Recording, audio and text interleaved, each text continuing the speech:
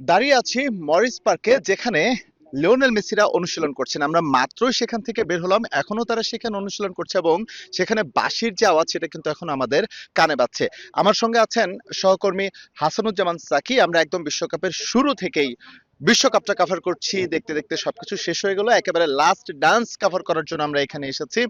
এবং আমরা যখন এখানে এসেছি চরম একটা বাজে আবহাওয়া ছিল এবং অনুশীলনও কিন্তু দেরি হয়েছে। এসব নিয়ে আমরা কথা বলার জন্য এখানে দাঁড়িয়ে আছে সাকি ভাই। আসলে কেমন ছিল, আর্জেন্টিনাকে লাকি বলা যেতে পারে কিনা? কারণ এখানকার যে ওয়েদার, এক পর্যায়ে মনেই হয়েছিল যে হয়তো বা অনুশীলন তারা শেষটা করতে পারবে না, তারপরেও তারা মাঠে নেমেছে এবং মেসিরা এখনো কিন্তু ভেতর অনুশীলন করছে। ইকবাল, আপনি তো বিভিন্ন জায়গায় ঘুরে এসেছেন।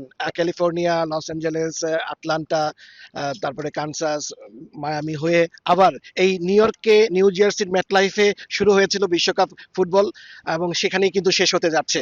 এবং আগামীকালকে সেই ম্যাচ, এবং সেই ম্যাচের আগে শেষ যে অনুশীলন আর্জেন্টিনা দল, সেই অনুশীলন আমরা দেখে আসলাম।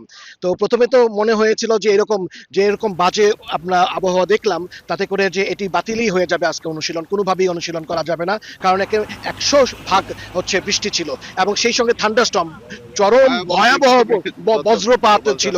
তো এই অবস্থায় সাধারণত কিন্তু অনুশীলন হওয়ার কথা নয়, কিন্তু আমরা 11টার সময় অনুশীলন হওয়ার কথা ছিল, সেই অনুশীলন কিন্তু হয়েছে 12:30টার কাছাকাছি সময়ে গিয়ে, 1.5 ঘন্টা পরে।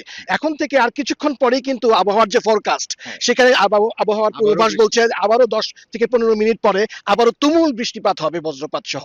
এই যে মাঝখানে যে একটা আধ ঘন্টার মতো একটি সময়ে আর্জেন্টিনার দল অনুশীলন করার সুযোগ পেল আগের দিন, এটি কিন্তু তাদের জন্য খুব দরকার ছিল। সেই সব কিছু মিলিয়ে ওয়েদারের যে এই উঠানামা, তাতে করে মনে হচ্ছে যে এটি হয়তো আর্জেন্টিনার ফেভারে যেতেও পারে, কারণ এটি তো হওয়ার কথা ছিল না, হয়ে গেছে। হ্যাঁ, এক্স্যাক্টলি, এই জিনিসটাই বলতে চাচ্ছি।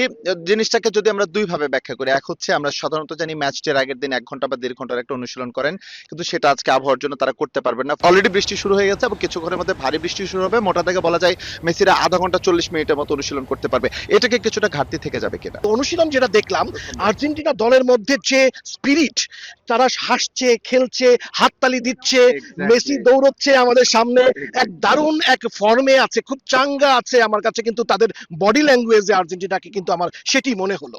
এক্স্যাক্টলি, খুবই চমৎকার একটা কথা বলেছেন সাকিব ভাই, যে এই দলটাকে আমরা দেখলাম কাছে থেকে। কালকে যে ফাইনাল, মানে হারলে পরে ইতিহাস থেকে তারা বাদ হয়ে যাবে, বাদ বাদ পড়ে যাবে, জিততে পারলে পরে ইতিহাসের অংশ হয়ে যাবে, এ ধরনের কোনো চাপ নাই। লিওনেল মেসি হাসছেন, সবাই হাসছেন, দুষ্টুমি করছেন, দুর্দান্ত রকমের এনার্জেটিক একটা একটা আর্জেন্টিনা কেউ টিমকে দেখ। সুন্দর পাস দিলে সবাই মিলে হাততালি দিচ্ছেন একসঙ্গে, এবং যারা এখানে সাংবাদিকরা আসছে, শত শত সাংবাদিক, হ্যাঁ, তারা কিন্তু অভিভূত তাকে দেখে একসঙ্গে, এবং এই অনুশীলন দেখে, এবং পুরো টিম দারুণ স্পিরিটের মধ্যে আছে। বিশ্বকাপের মতো একটা টুর্নামেন্ট জিততে গেলে বা কোনো বড় টুর্নামেন্ট জিততে গেলে একটা লাক লাগে।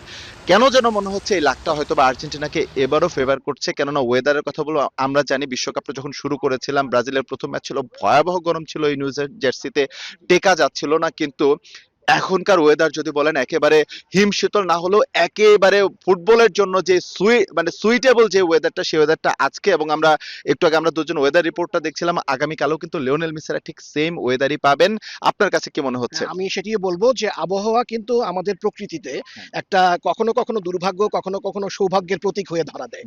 তো আজকে যা দেখলাম, এই আবহাওয়ার যে উঠানামা এবং তাদের যে অনুশীলন শেষ পর্যন্ত করতে পারা, এবং আগামীকালকেও কিন্তু একটা সুন্দর ওয়েদার আছে, খুব বেশি কিন্তু গরম কিন্তু আগামীকালকে নেই, যেটি হওয়ার অনেক কথা ছিল। হ্যাঁ, এখানকার আমেরিকার জাস্ট 80 ফারেনহাইট এটা তাপমাত্রা, তো সেটা খুবই সহনীয়, এবং এই সহনীয় তাপমাত্রায় খেলাটা খুব ভালো হবে।